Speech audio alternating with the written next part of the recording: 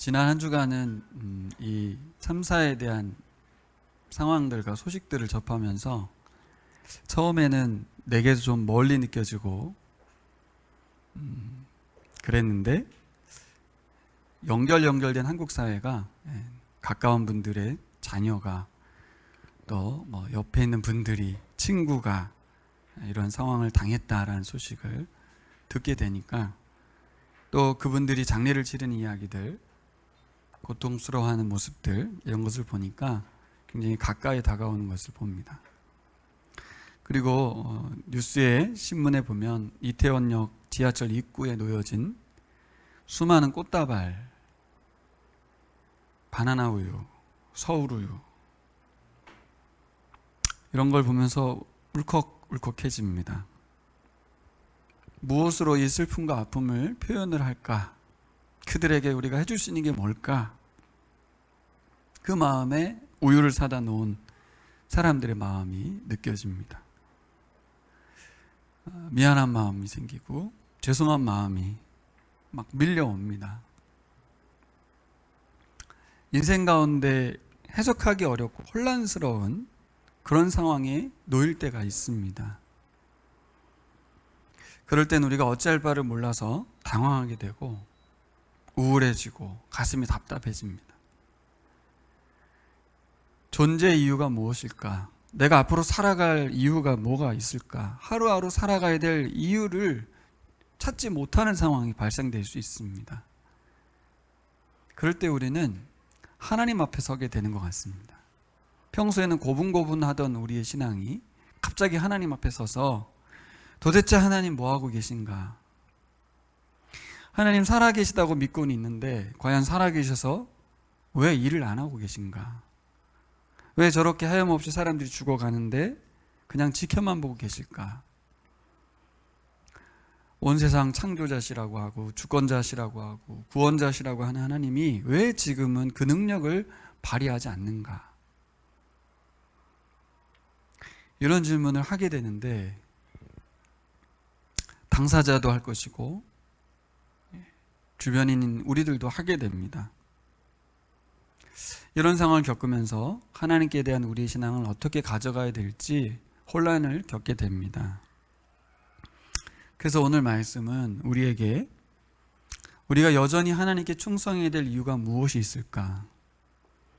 하나님께 내가 신실해야 될 이유를 찾지 못한다면 그만둬야 되지 않겠는가라는 신앙의 중요한 순간을 맞이하게 된다는 것이죠. 과연 내가 하나님께 신실해야 될 이유를 찾아야 될 것입니다. 충성해야 될 이유를 찾아야 될 것입니다.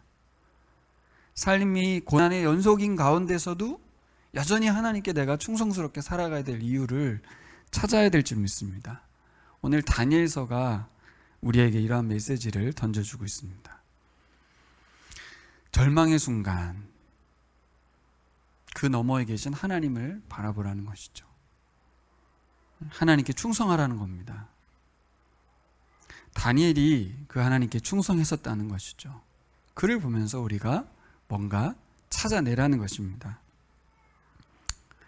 오늘 말씀 1절은 유다 왕 여호야김 그 왕이 포로로 잡혀갔다는 이야기, 하나님의 성전 기물들이 바벨론의 마루둑 신전에 옮겨졌다는 이야기, 보물창고에 옮겨졌다는 이야기는 전리품을 챙겨서 그것을 보관했다는 얘기죠. 전쟁에서 패배했다는 이야기입니다. 왕이 잡혀가고 신전이 유린당하고 있는 이 상황, 우리가 구경하는 입장에서 보면 그냥 흔히 있을 수 있는 일이고 원래 나라와 나라 간의 전쟁에서 그런 일이 있는 것이기 때문에 소설같이 느껴지지만 이 역사의 한 장면에서 그 백성의 입장에서 생각해 보면 왕이 없다는 이야기는 보호 장치가 사라졌다는 이야기죠. 그 신전이 무너졌다는 이야기는 우리의 신이 패배하고 우린 더 이상 소망이 없다는 이야기죠. 마치 우리나라가 일제시대 때 무정부 상태가 되어서 임시정부를 세우기 전까지에 우리를 보호해줄 나라가 사라지고 힘이 없어지고 난민이 되었다는 얘기죠. 신들의 전쟁으로 여겨졌던 시대에 철저한 패배를 의미하는 이 이야기, 1절에 2절의 이야기들은 간단한 이야기가 아닙니다. 이 나라가 완전히 망했다, 이제 그걸 의미하는 것이죠. 그래서 수많은 질문들이 쏟아졌습니다. 창조주 하나님 지금 뭐하고 계시냐? 바벨론 신이 더 강한 것이냐? 그렇다면 우리가 하나님을 계속 섬길 이유가 무엇인가? 나의 인생에 있어서 이 민족에 대해서 하나님께서 하신 말씀은 사기인가? 이 고통스러운 현실을 어떻게 해석하면서 살아가야 되는가라는 질문이 쏟아집니다. 근데 반면 바벨론의 상황을 보면 나라가 망하고 왕이 포로로 잡혀가고 또 많은 젊은이들이, 지혜자들이 포로로 잡혀가 있는 상황에서 그 나라 왕은 그 포로들에게 특혜를 베풀고 출세의 자리를 내어주고 있습니다. 기회를 제공하고 있습니다. 여러분, 이런 상황에서 과연 우리가 하나님을 계속 섬겨야 될 이유가 있습니까? 하나님께 계속 충성해야 될 이유가 있습니까? 믿음을 지켜야 될 이유를 저는 충성이란 말로 바꿨어요. 단순히 하나님을 믿는다는 것은 종교 생활의 개념이 아니라 그를 위해서 살아간다는 뜻이거든요. 하나님을 위해서 충성을 다해서 내 인생을 바칠 이유가 없어 보이잖아요. 바벨론의 왕이 더 좋은 왕 같고 그들의 신이 우리 신을 이겼기 때문에. 여러분, 이런 상황에서 하나님께 신실하게 신앙을 지키고 충성스럽게 살아갈 사람들이 얼마나 될까요? 1차적으로 우리들 눈에 들어온 것은 이제 다니엘과 세 친구들의 믿음과 용기와 결단입니다. 그들의 신실함과 또 충성스러움에 대해서 감탄하게 되죠. 와, 멋지다. 그들은 특별하기 때문에 해낸 것이라고 생각하게 되지 않습니까? 멋있는데 우리는 어렵다. 그렇지만 나는 어렵다. 나는 좀 쉽지 않을 것 같다. 이렇게 반응하게 되지 않냐는 것이죠. 여러분도 이런 상황에서 다니엘과 세 친구처럼 신실하게 충성스럽게 여전히 하던 대로 그렇게, 아니면 더 적극적으로 하나님을 섬길 수 있을까요? 어렵다는 답이 나와요. 저에게도 그랬습니다. 왜 어려운가 생각해 보니까 우리의 초점이 어디에 맞춰지냐면, 우리의 시각이 초점이 그들과, 다니엘과 세 친구와 그들의 행동의 결과에 대해서만 초점을 맞추니까 우리는 못할 것 같은 거예요. 왜요? 우리는 그런 능력이 없고 그런 믿음이 약한 것 같고, 저들은 믿음이 강한 것 같고 그들이 능력이 있었다고 판단이 되니까 내게는 없는 것이 보이니까 자꾸 뭐가 보이는 거예요? 다니엘과 세 친구, 그들의 행한 결과를 보니까. 뭘 봐야 되겠습니까? 다니엘과 세 친구가 어떻게 이런 상황 속에서도 신실하게 하나님께 충성스럽게 신앙을 지키고 적극적으로 하나님 나라를 위해 살아갈 수 있었을까? 그 이유를 찾아야겠죠. 그게 오늘 우리가 말씀을 들어야 될 이유입니다. 인생 중에 고난의 연속인데 내 삶에 어려움이 오고 신앙을 포기해야 될 위기가 올 때가 오는데, 그때 과연 우리가 계속해서 하나님을 섬길 것인가? 그때 가서 생각해서는 어렵습니다. 오늘 설교를 통해서 이런 다니엘서를 읽으면서 발견하라는 것이죠. 오늘 말씀은 아마 이 다니엘서를 후대에 읽었을 때에 후손들이 여러 가지 전쟁의 위기를 또 겪잖아요. 후손들이. 그런 가운데 다니엘서를 읽을 때 우리가 여전히 하나님께 신실하고 충성해야 될 이유를 발견하라고 쓰여진 책이라고 생각합니다. 그러면 그리스도인으로서 우리도 그들의 후예로서 발견해야겠죠. 우리도 살다 보니까 주변에 신앙을 멈추고 신앙을 포기하고 많은 분들을 발견하게 됩니다. 충분히 이해가 돼요. 세월호 사건 통해서도 신앙을 잃은 분도 계시고, 이 사건 이후에 저희 목사님들하고 대화하는데도 목사님의 고모님이 자녀가 갑자기 죽게 되면서 하나님께 신실하게 살았는데 자녀의 죽음 앞에서 신앙을 아예 저버리는 그런 분들이 나온다는 거죠. 나올 수 있습니다. 거기서 왜 버렸냐, 어떻게 그럴 수 있냐가 아니라 우리 앞에 놓여 있는 시험대죠. 시험대. 신실하게 하나님 앞에 계속해서 가야 될 이유를 찾지 못한다면, 그 믿음이 약해서가 아니라 그 이유를 찾지 못했기 때문에 그렇습니다. 오늘 본문을 보면 하나님을 주어로 하는 문장이 숨겨져 있습니다. 숨겨져 있다기보다는 분명히 써 있지만 우리가 그것을 읽어내고 잡아야 될 줄 믿습니다. 눈을 열어서 그 주어가 하나님인, 그리고 동사가 하나님이 일하셨다는 그 문장을 찾아야겠죠. 이것이 바로 우리가 환난 가운데서도, 고난 가운데서도, 역경 가운데서도, 답답한 상황에서도 하나님께 신실해야 될 이유입니다. 첫 번째는 2절에 나와 있습니다. 2절 상반절 같이 볼까요? 주님께서 유다의 여호야김 왕과 하나님의 성전 기물 가운데서 일부를 느부갓네살 손에 넘겨주셨다. 주어는 주님이고 동사는 넘겨주셨다입니다. 역사적으로 바벨론 왕의 승리로 보입니다. 그리고 마르둑 신의 승리가 분명하죠. 하지만 성경은 주어가 하나님이고 동사도 하나님이 하신 일로 채워져 있습니다. 현실에서는 안 보입니다. 성경에 기록되어 있는 것이죠. 이것을 믿고 붙잡아야 될 줄 믿습니다. 왕도 성전 기물도 하나님이 넘겨준 거라는 거죠. 눈에 보이는 이 세상의 관점으로는 도저히 말이 안 되는 이야기입니다. 왜 넘겨줘? 그게 뭐 하는 거야? 이렇게 생각할 수 있어요. 근데 이 말씀은 우리에게 메시지가 되는데 하나님이 역사의 주관자라는 것을 알려주는 것이죠. 세상 역사로 보면 그들이 만들어낸 그들의 승리의 역사지만 하나님이 일부러 패배하신 역사, 하나님이 수치를 당하신 역사, 하나님이 그들에게 승리를 안겨준 역사가 됩니다. 이것은요, 왕과 성전 기물을 넘겨주셨다는 것으로 끝나지 않습니다. 오늘 하나님의 이 단어는 또 다른 측면을 봐야 돼요. 당시에 아시리아가 세계를 제패하고 있었어요. 이 아시리아를 무너뜨리고 바벨론이 또 세계를 제패하게 되죠. 바벨론이 70년 뒤에 망하고 페르시아가 또 세계를 제패하게 됩니다. 아주 급변하는 세상이었고 밑에서는 이집트가 계속 쳐 올라오고 있었던 그 중간 지역에 있던 이스라엘이 국제 정세에서 굉장히 위험했던 시기였어요. 오늘 이 본문은 하나님께서 아시리아를 강하게 하시고 또 패하여 바벨론을 세우시고 다시 페르시아를 세우시고 로마를 세우시는 이 모든 일련의 과정에서 온 땅을 통치하고 계시다는 것을 말씀해 주고 있습니다.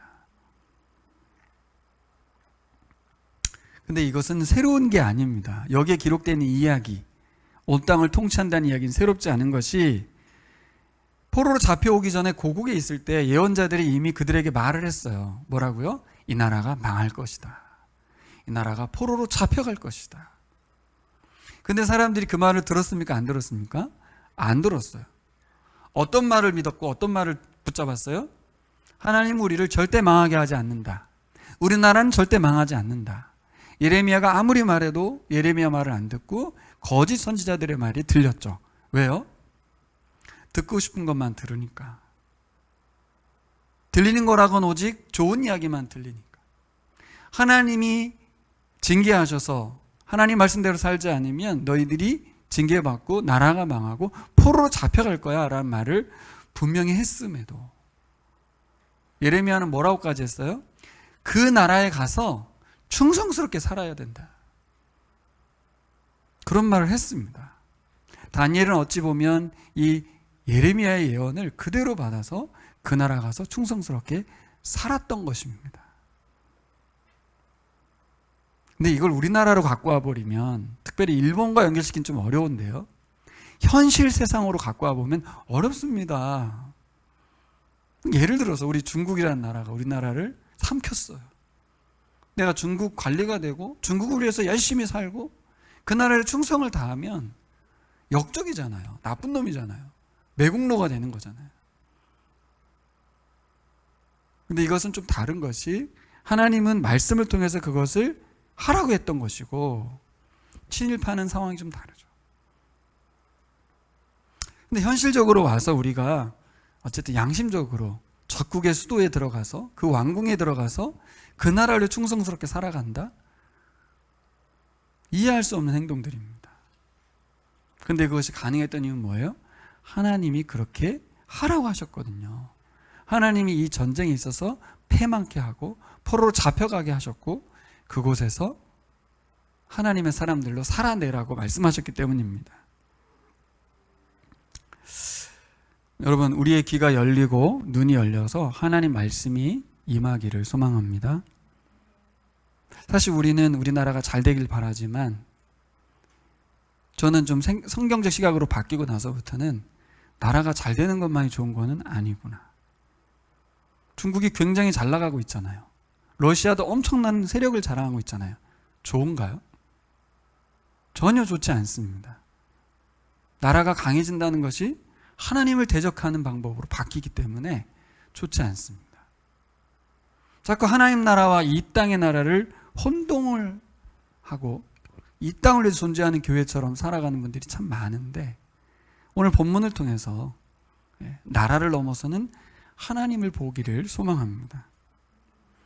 하나님께서 지금도 온 세상을 통치하신다는 말은 어떤 의미로 우리에게 다가와야 될까? 이것이 우리가 다니엘서를 묵상하면서 생각해야 될 이야기입니다. 여러분, 하나님이 온 땅을 통치하고 계시다면 우리가 하나님께 충성해야 될 이유가 분명하지 않을까요? 그분이 우리의 진정한 왕이기 때문에 그분에게는 계속적인 충성의 이유가 됩니다. 현상적으로는 내게 실패를 주시고 고난을 주시고 환난을 주시고 아픔을 주고 계신 분이시지만 그 상황들에 매이지 말고 하나님이 이 상황을 통해서 하나님의 뜻을 이루어가고 계시다는 것을 안다면 계속 충성할 수 있는 것이죠. 어떤 사람이 하나님께 충성해요? 말씀을 아는 사람만이 하나님께 계속해서 충성할 수 있습니다. 나의 상황에 매이지 않고 감정에 휘둘리지 않고 여전히 하나님께 신실할 수 있습니다. 하나님이 어떤 분이신지 알아야 돼요. 온 세상을 통치하고 계시다는 거죠. 온 세상을 통치한다는 말은 너무 먼 이야기로 들리지 않나요?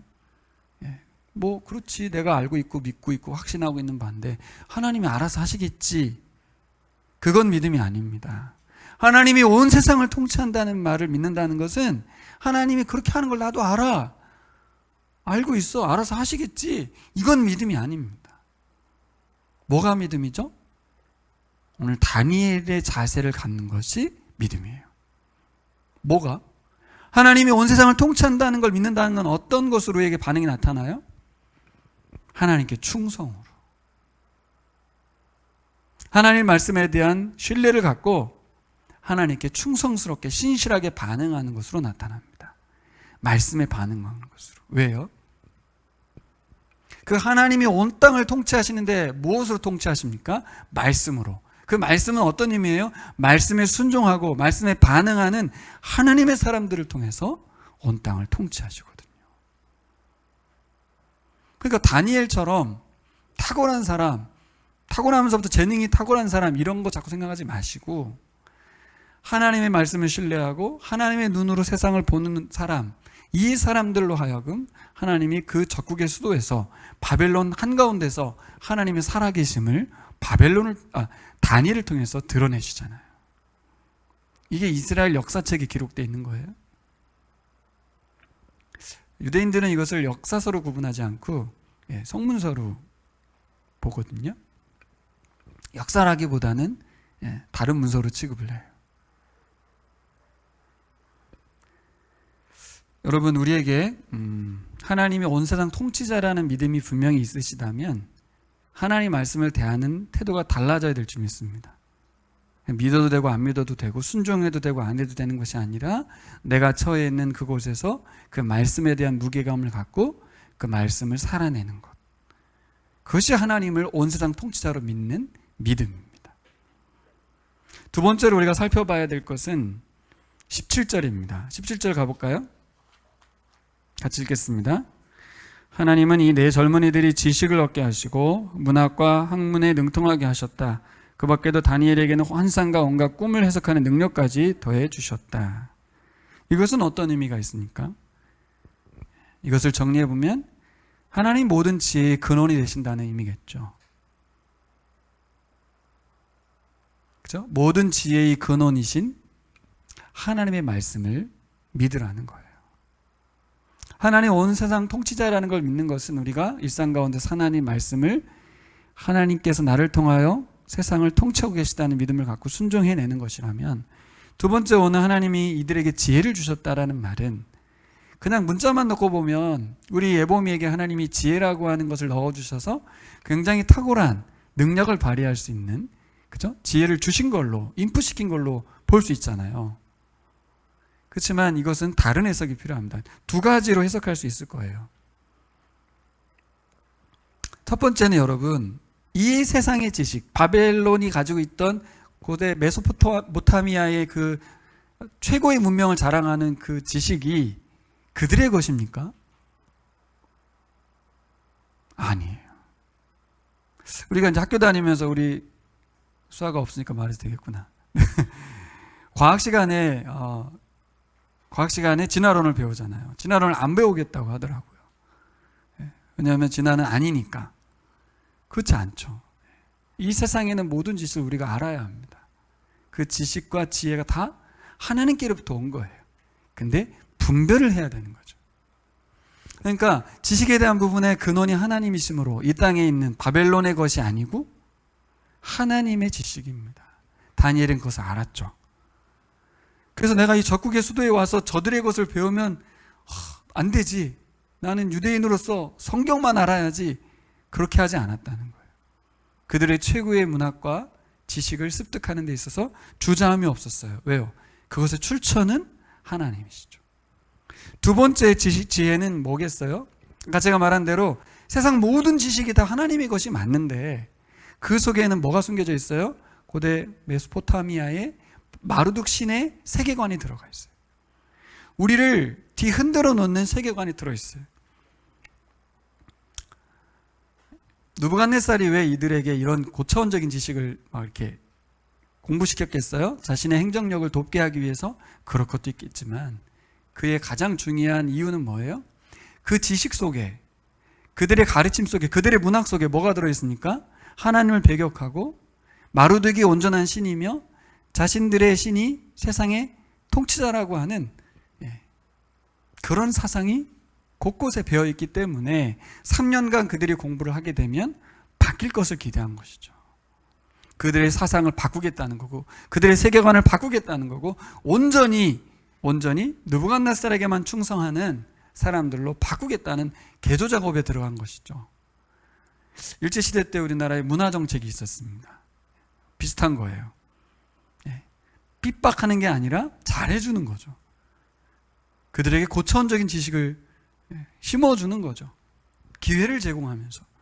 그럼 사람들은 핍박할 때보다 더 많이 넘어오겠죠. 아주 대단한 통치가입니다. 그러면 이 공부들을 하면서 자연스럽게 쇠뇌되고 바뀔 수밖에 없는 상황에서 하나님 지혜를 주셨다는 말은 뭐죠? 거기서 분별을 할 수 있는 지혜를 줬다는 얘기죠. 그것이 하나님의 뜻과는 어떻게 다른지, 이 세상의 신과의 관계 속에서 하나님의 세계관과 어떻게 다른지를 분별할 수 있는 지혜를 주셨죠. 단순히 공부 잘하는 지혜가 아니라 하나님과 다른 세계관을 분별할 수 있는 지혜를 허락해 주셨습니다. 그 분별의 지혜는 어디에 있을까요? 성경에 있습니다. 그 분별의 지혜는 성경에 있습니다. 믿으십니까? 저도 이제 와서 좀 믿고 들리는 것 같아요. 예전에 목사님들이 그런 말씀을 하면 도저히 이해가 안 됐어요. 성경이라는 게 보세요. 닫혀있는 책이잖아요. 4,000년간 쓰여지고 고대의 문서며 성경은 새로 기록되지 않아요. 현대 정보들을 반영하지 않아요. 굳어진 책이라고요. 고서예요. 히브리어, 헬라어예요. 지금 사용되지 않는 언어로 쓰여진 책들이에요. 그때 당시의 역사와 세계관을 반영하고 있어요. 이게 무슨 지혜서냐고요. 그런 생각을 저도 했어요. 그래서 그냥 교훈만 얻고 우리는 빨리 뭘 습득해야 돼. 이 시대를 살아가는 방법의 정보와 공부, 그거에 대한 생각이 20대 때 정말 많았던 것 같아요. 이 세상의 지식을 쌓고 쌓아야 된다는 생각이 너무 많았던 것 같아요.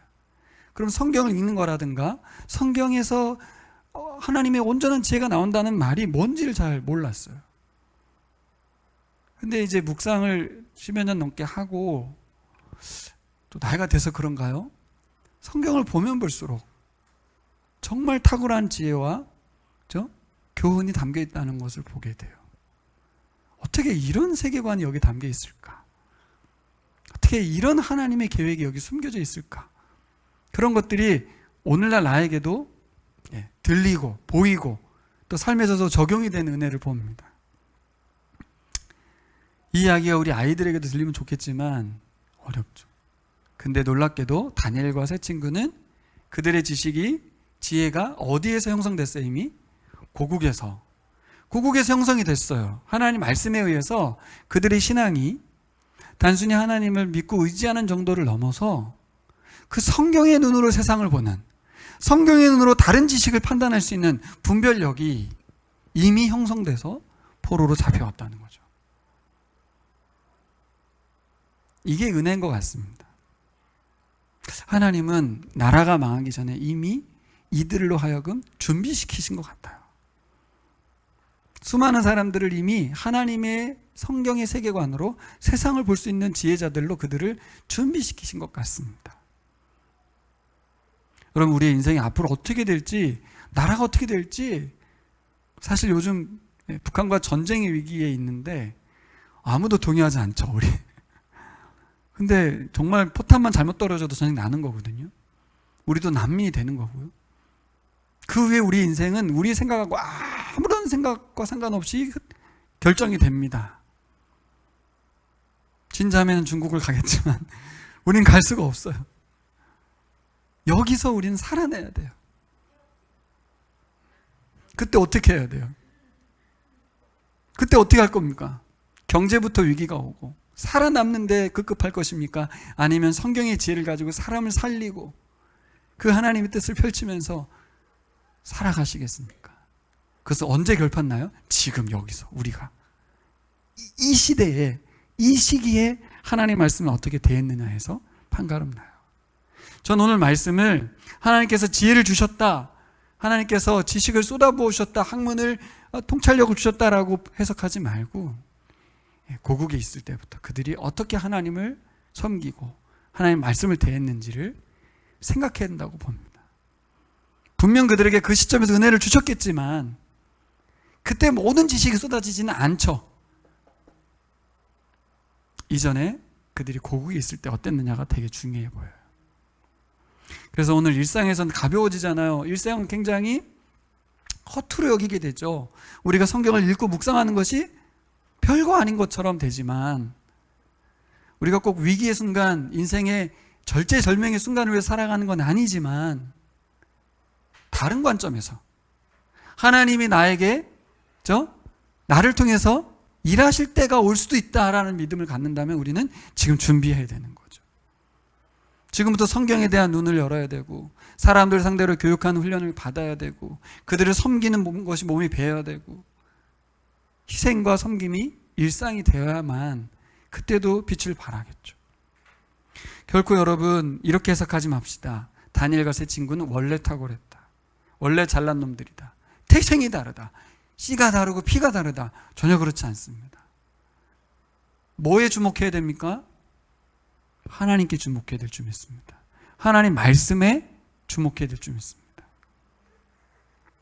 그들은 고국에서 충성스럽게 살았던 것처럼 나와서도 동일하게 그렇게 충성스러웠습니다. 세 번째는 9절로 가겠습니다. 9절 읽겠습니다. 시작. 하나님은 다니엘이 환관장에게서 호의와 동정을 받도록 해주셨다. 네. 이것은 무엇입니까? 하나님은 어떤 분이세요? 사람의 마음과 생각을 움직이신 하나님이세요. 단순히 믿는 자만이 아니라 이 땅에 존재하는 모든 사람들을. 이게 변수입니다. 하나님하고 나와의 관계에서는 믿겠어, 그럴 수 있겠어. 하지만 과연 하나님이 느부갓네살의 마음도 주관하실까? 환관장의 마음도 주관하실까? 그 부분의 영역에 있어서는 하나님께 맡겨야 되는 거죠. 하나님께 믿음을 드려야 되는 거예요. 근데 성경은 뭐라고 기록되어 있어요? 하나님 그렇게 하셨다는 거예요. 이 믿음 우리가 갖기를 소망합니다. 그렇다면 충성할 수 있지 않겠습니까?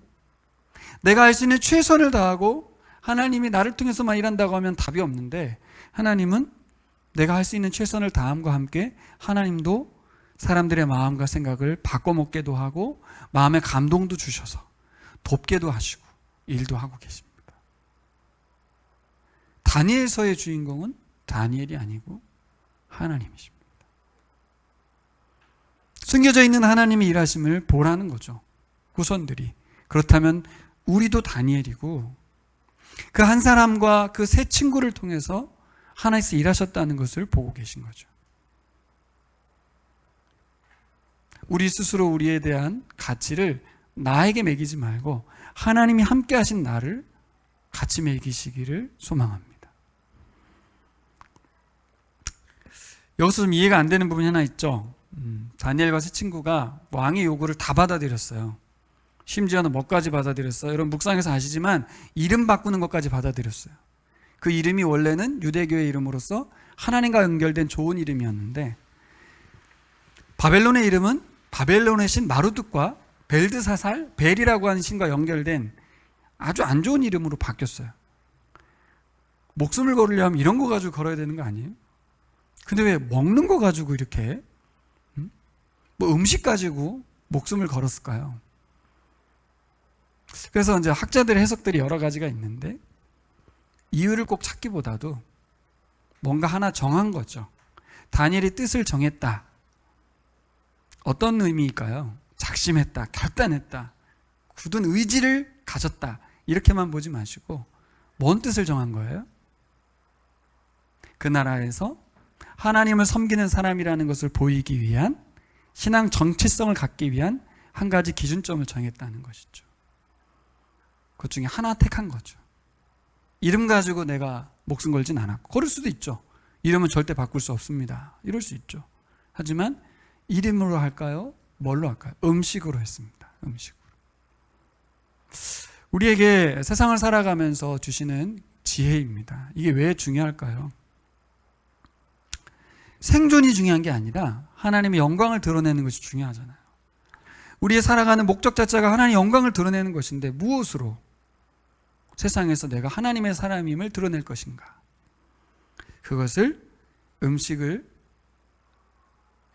기준을 지킴으로 사람들로 하여금 내가 하나님을 섬기는 사람임을 보이겠다는 결단을 한 것이죠. 우리가 생각해야 될 부분은 뭐냐면, 다니엘이 뜻을 정하였다는 말 뒤에 바로 언급되는 말이 뭐예요? 바로 9절에 하나님 은혜를 입게 하셨다는 말이에요. 이 말이 뭐예요? 그들이 뜻을 정한 것에 대해서 하나님이 개입하시고 도우셨다, 승인하셨다, 그 말이 됩니다. 그동안 이들은 오해받았을 거예요. 어떻게 오해받았을까요? 그들은 적국의 수도에 들어가서 한 자리 차지하고 왕에게 타협하면서 이름도 바꾸고 그를 위해서 충성스럽게 살았다. 나쁜 놈이다. 친 바벨론파다. 유대교를 배신했다. 하나님을 배신한 자들이다. 이런 소리를 들었을 수 있죠. 권세를 부리는 자, 출세에 빠져 사는 사람으로 보였을 수 있습니다. 그런데 결정적인 순간 그동안의 자신들의 행위가 자신들의 안위를 위한 것이 아니고 하나님을 위한 충성이었음을 보여주는 겁니다. 뭘로? 이 음식 이야기로. 결코 타협볼 수 없는 신앙 전체 정체성을 지키기 위한 한 가지 기준점을 지켜냈습니다. 문제는 이렇게 고집스럽게 신앙을 지키다 보면 주위 사람들이 위험에 빠지는 거죠. 환관장이 위험에 빠질 수 있게 됐잖아요. 왕의 명령을 거역하면 나는 어떻게 되냐. 그때 감독관에게 가서 제안을 하죠. 수정 제안을 합니다. 지혜가 필요했던 거예요. 나는 나의 신앙을 지킬 거야. 그래, 넌 알아서 해. 이게 아니고 하나님의 사람으로서 그가 가졌던 지혜는 뭐예요? 모두가 살고 나의 신앙도 인정받으며 그들에게도 피해가 되지 않는 방법을 찾은 것입니다. 드러내놓고 우리는 이렇게 할 수 있잖아요. 나는 나의 신앙을 지켜야 되니 당신들이 어찌됐든. 그렇게 하지 않았죠. 그러면서 뭐 했겠어요? 딱 한 가지 기도했겠죠. 하나님이 일해 주십시오. 우리가 하나님께 충성스럽게 살아갈 수 있는 이유는 바로 하나님께 기도할 때 하나님이 일하신다는 믿음이 있기 때문입니다. 물론 그 하나님의 개입은 하나님 마음입니다. 그래서 나중에 그가 풀무부에 들어갈 때 왕에게 한 말이 있죠. 아주 유명한 그리 아니하실지라도 하나님은 내 기도에 응답하지 않을 수 있습니다. 하나님은 내가 바라는 대로 일하지 않을 수도 있습니다. 그렇다 하더라도 저는 하나님께 또 왕 앞에 이 믿음을 지키고 싶습니다. 이렇게 제안합니다. 오늘 이 부분도 그랬을 수 있어요. 열흘 동안 저는 물만 먹고 고기를 먹지 않겠습니다. 초식만 하겠습니다. 그리고 나서 내 얼굴이 건강하다면 판단해 주십시오. 그렇게 선언하고 배짱 튕기고 그냥 살았겠습니까?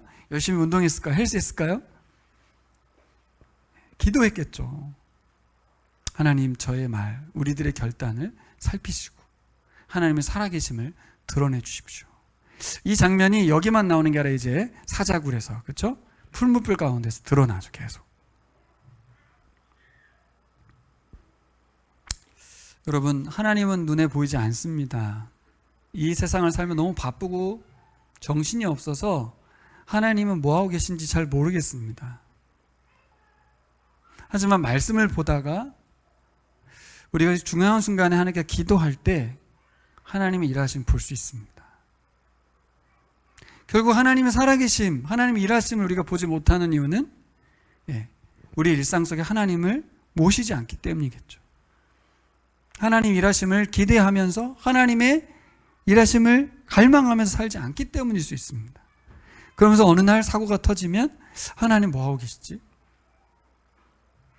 이런 의문만 갖게 될 수 있습니다. 여러분, 하나님이 역사의 주관자 되심을 믿습니다. 그분이 지금도 일하심을 믿습니다. 모든 지혜의 근원이시고 사람의 마음과 생각을 감찰하시고 움직이시는 분임을 믿습니다. 근데 이것이 우리의 공허한 종교적인 어떤 미사 여구가 되지 않아야 될 것입니다. 그냥 나열하는 고백으로 끝나지 않아야 될 것입니다. 다시 한번 생각해 보세요. 정말 극도로 자기중심적일 수밖에 없었던 상황, 그게 다니엘이 처한 상황입니다. 엄청난 유혹에 떠밀려서 출세가도를 달리면서 자기 인생만 살겠다고 결정해도 상관이 없는 그런 상황이었습니다. 그런 친구들의 상황이었습니다. 그런데 그 상황 속에서 철저히 하나님 중심적이고 하나님 말씀을 의지했고 믿음의 행위를 보였던 사람들의 이야기가 다니엘서입니다. 아주 극단적인 상황에서 극단적인 신앙을 보였던 분들이에요. 그래서 우리가 다니엘서를 읽으면서 지혜를 얻었으면 좋겠습니다. 왜요? 사실 극단적인 상황에서는 분명히 보입니다. 이 사람이 신앙이 있는지 없는지. 근데 오히려 언제가 더 힘들어요? 지금처럼. 일상에서. 더 교묘하게 우리를 유혹하고 미혹하는 시대를 살고 있습니다. 핍박과 고난의 순간에는 오히려 분명해져요. 그런데 물도 아니고 불도 아닌 것처럼 그렇게 살아갈 수밖에 없는 뜨뜻미지근한 상황에서 우리가 처해 있을 때 우리 신앙을 보인다는 것, 하나님 중심적이라는 것, 하나님께 충성을 한다는 것은 어렵습니다. 어렵죠. 여러분, 하나님께 충성한다는 게 뭘까요? 제가 이번에 생각해 봤습니다. 오늘 설교의 마무리는 충성인데요. 하나님께 충성한다는 건 뭘까? 하나님께 신실하다는 말은 다른 말로 하면 성실하다, 그런 뜻입니다. 성실하다. 하나님께 충성스럽게 살아간다는 것은 일상을 성실하게 살아가는 것입니다. 하나님이 온 땅의 통치자라는 것을 인정하는 것은 일상을 성실하게 살아가는 것입니다.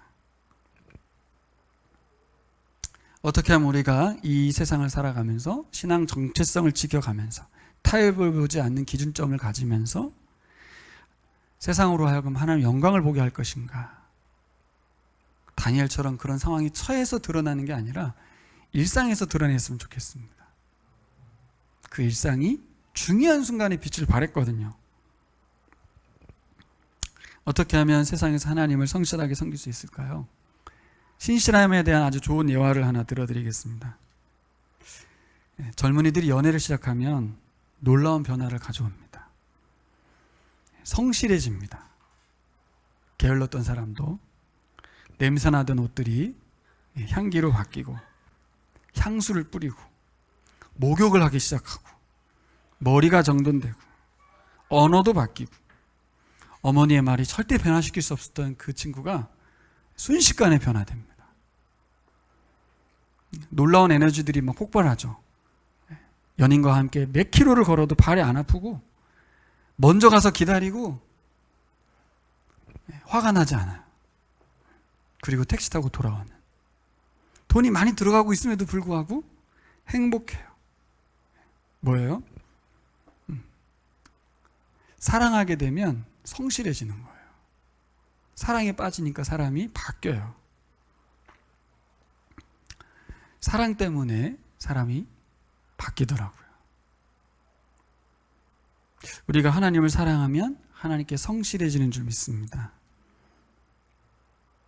그분께 충성스러워지고 그분을 위해서라면 돈이 아깝지 않은 그분을 위한 삶으로 바뀝니다.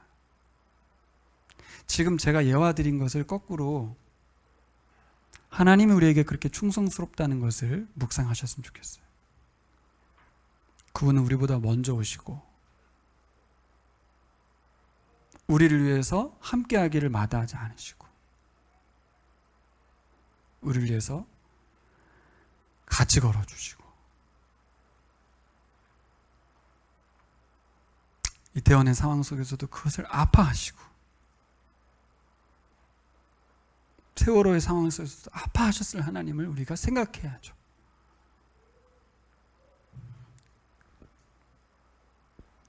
하나님 우리에게 아주 충성스럽습니다. 한 번도 하나님은 변함없이 신실하셨고 성실하셨어요. 아주 작은 일에도.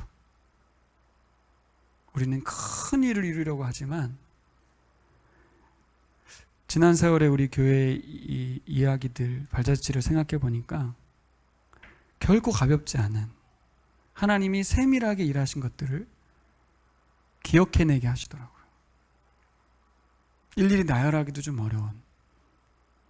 근데 우리는 그것이 하나님 우리를 사랑해서 그렇게 하고 계시다는 것을 둔감하게 여기면 우리는 성실할 수가 없어요. 하나님이 어떻게 성실하게 일해 오셨는지, 어떻게 나를 변화시켜 오고, 어떻게 우리 교훈들을 이렇게 성장시켜 오셨는지, 어떻게 이 공간에서 하나하나 일했는지. 예를 들어서 우리는 생각이 들었어요. 우리 사모님이 화분에 하나하나에 물을 주는데 화분이 너무 많잖아요. 살짝만 불성실해도 죽어요. 이 작은 화분에 물을 주는 이 성실함은 뭘까? 우리가 토요일마다 와서 청소를 하고 있는데 작지만 이 작은 충성은 뭘까? 이 공간이 현재의 상태의 모습으로 볼 때 사람들이 들어오고 싶고 오면 너무 좋고 있는 것만으로도 좋은 공간이 된 이유는 뭘까? 하나님의 성실하심과 뜨거운 사랑에 대한 우리들의 성실한 반응 때문에 현재가 있는 것입니다. 하나님도 일하시고 다니엘도 일했어요. 똑같습니다. 다니엘과 다르지 않더라고요. 하나님께서 열심히 우리를 성실히 일하신 것에 대한 그 뜨거운 사랑 때문에 우리도 성실히 하나님께 충성함으로 하나님 나라를 확장해가고 교회를 세워가고 사람을 살려내고 그들을 위해서 일하게 되더라고요.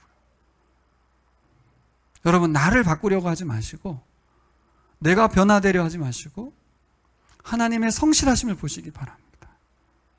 그러면 우리가 작은 일에 충성하게 될 것입니다.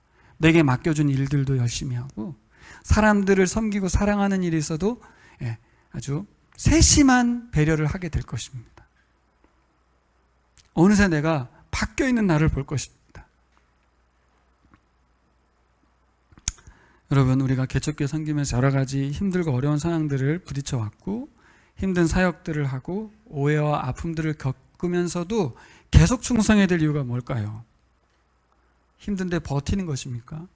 하나님이 하셨으니까 우리도 그냥 따라가는 것인가요? 그게 아니라 하나님이 우리를 사랑하시기 때문에, 그 사랑하시는 우리를 위해서 충성스럽게 일하고 계시기 때문에, 비가 오나 눈이 오나 그분께서 우리를 여전히 사랑하고 계시기 때문에 우리는 앞으로도 계속해서 충성해야 될 이유가 분명하다고 여겨집니다. 기도하겠습니다.